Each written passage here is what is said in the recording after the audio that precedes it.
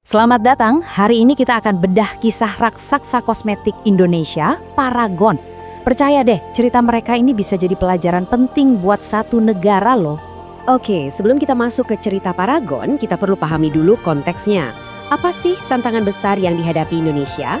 Ini penting banget, seperti yang pernah dipaparkan oleh Gita Wirjawan. Coba Anda lihat data ini. Ini nunjukin ada gap atau kesenjangan yang gede banget soal talenta sains dan teknologi kita dibanding negara tetangga. Indonesia setiap tahunnya cuma menghasilkan 250.000 lulusan STEM. Coba bandingkan sama Tiongkok, 4,5 juta. Gila kan? Artinya Tiongkok itu nyetak talenta 18 kali lipat lebih banyak dari kita. Setiap tahun. Dan masalahnya nggak cuma soal talenta loh, tapi juga soal semangat wirausaha. Lihat deh, izin usaha yang terbit di sini cuma 0,3/1000 orang dewasa. Angka ini jauh banget di bawah rata-rata ASEAN. Apalagi kalau kita bandingin sama Singapura atau Tiongkok. Kalau kita tarik benang merahnya, semua data tadi nunjukin satu hal.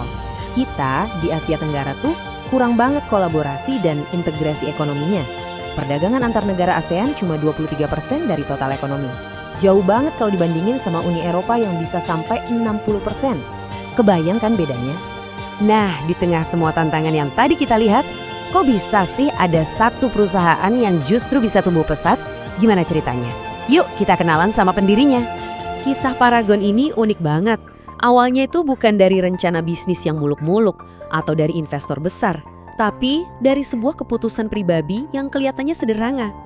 Nah, kutipan dari pendirinya, Ibu Nurhayati Subakat, ini benar-benar menangkap ruhnya Paragon di awal. Ini tuh benar-benar berangkat dari keyakinan, bukan kalkulasi bisnis yang rumit. Bayangin deh, tahun 1985, Ibu Nurhayati memulai bisnis ini dari dapur rumahnya. Nggak sampai setahun, produknya udah menguasai salon-salon di Jabodetabek. Dari sana, pertumbuhannya luar biasa.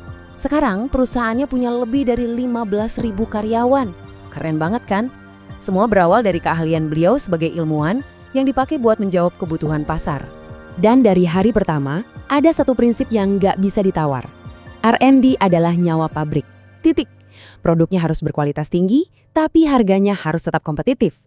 Ini bukan cuma slogan pajangan loh, ini benar-benar DNA perusahaan yang nentuin setiap keputusan dan strategi mereka.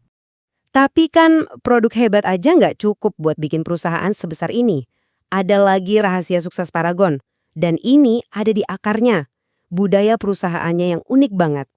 Mereka punya filosofi yang keren. Maksudnya apa? Artinya, tindakan dulu, baru ngomong. Para pemimpinnya harus jadi contoh nyata, bukan cuma kasih perintah dari atas. Action speak louder than words, kan? Nah, yang paling menarik di sini adalah cara mereka membangun budaya ini. Ini bukan sesuatu yang kebetulan terjadi, tapi benar-benar disengaja dan sistematis. Pertama, yaitu tadi, para pemimpinnya kasih contoh. Pendirinya aja makan di kantin. Kedua, ceritanya terus diulang-ulang lewat novel, film, obrolan.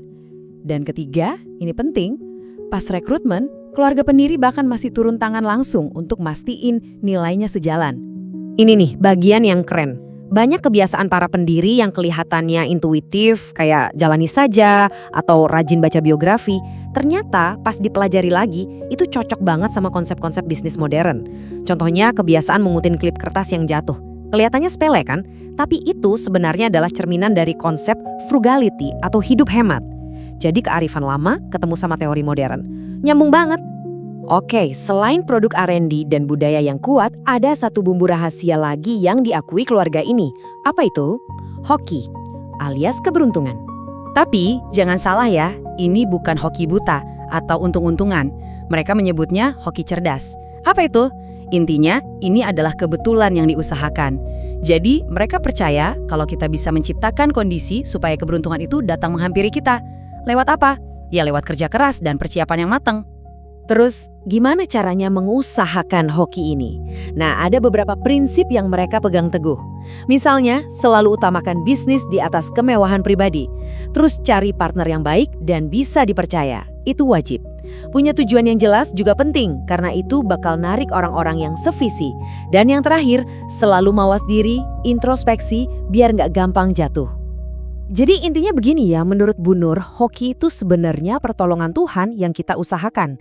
Kita mungkin nggak sadar, tapi kita udah kerja keras untuk itu. Nah, terus pertolongannya datang. Jadi, usaha dan iman itu nyambung, mengubah kerja keras jadi keberuntungan.